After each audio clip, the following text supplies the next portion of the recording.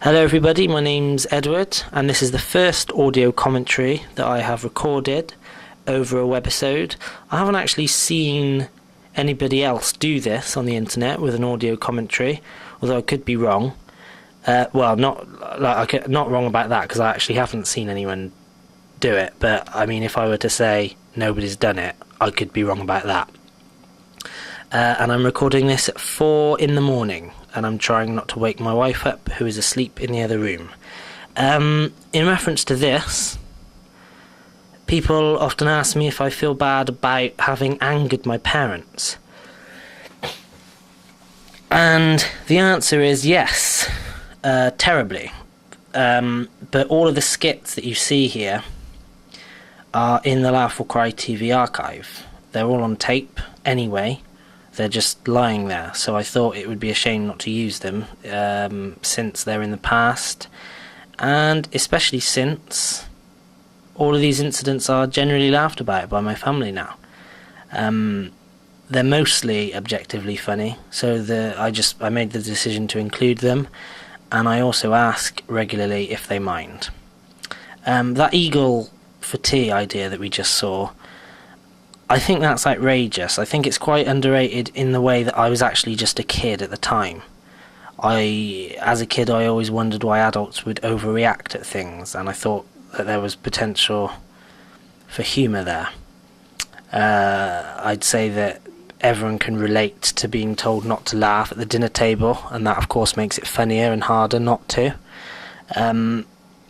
And if you think about it, the idea of a kid turning up to Sunday lunch dressed as an eagle is outrageous. Not many kids would do that. I was very young at the time.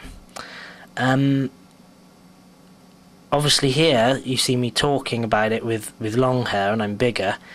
That was from years later.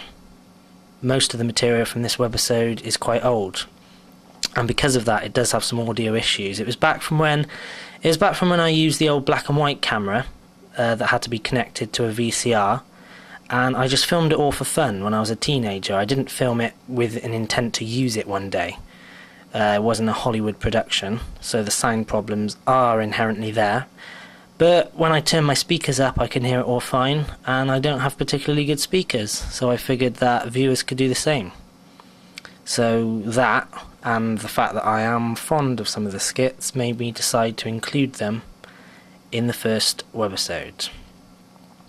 I'm a bit behind the video here because I'm saying so much, but that Bin Man skit that we just saw, it was hellish. I waited for hours for the Bin Man to come, and it was even more hellish when I realised that his reaction wasn't caught. And as a result of that, the house was nearly blacklisted. But then when I got the colour camera, the portable camera, a few months later, I thought I should do it again to film it better. And a little known fact is that that idea actually progressed to where I went through with it. I hid the camera, and this time waited for 4 hours for the bin man to arrive, but I finally gave up, and they arrived 5 minutes later, so I just left it. But such is sod's law. We see Moffat here debuting. He came round one evening and we filmed some material, such as headbutting bike tyres, and we did another improvised bit where he held a ruler and he picked up bits of paper. That evening was the first ever day that we designated specifically for filming for the two of us.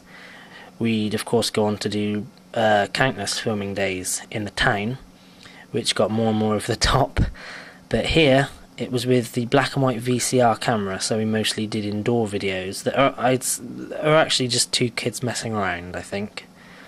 Just two kids messing around, and the interview, which we see coming up in a minute, when that explodes into an attempted leg shave, it's one of my favourite bits just for its absurdity.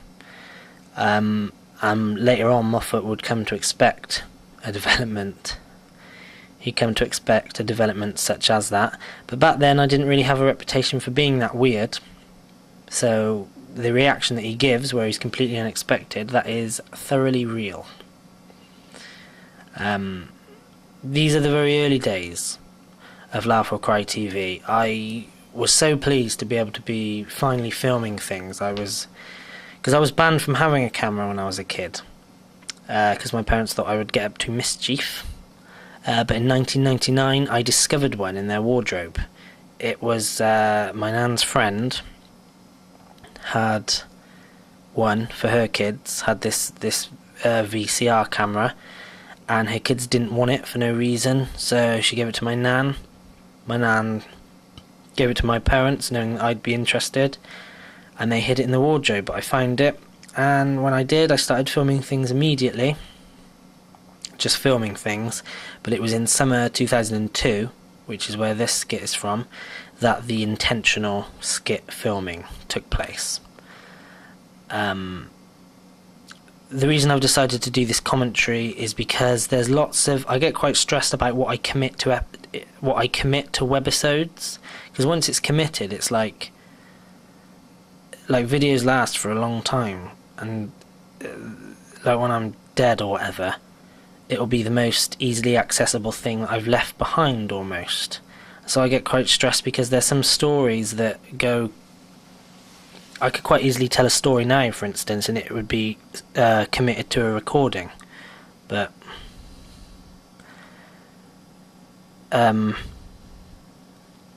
it's actually led to a bizarre condition where, back when I hadn't edited anything together at all, I actually developed this bizarre condition where I wanted to save everything just in case I ever needed it. So it led to bizarre requests to distant acquaintances of mine, where I would track them down and ask them for a photo where I just had like my hand in it or something like that, and that actually still goes on to this day. I think the logic behind it is that I never know what I'll need for a webisode or for a documentary or something like that. But that condition has improved since I edited loads of stuff together, which I did. I edited it into a 4 or 5 hour DVD movie, and some material from that is what you're seeing now, because I believe that the future of television is with the internet, and so hence the weekly webisodes. Looks like it's coming up to the end of the webisode now. Thank you for listening if you've got this far. Thank you very much. Bye bye.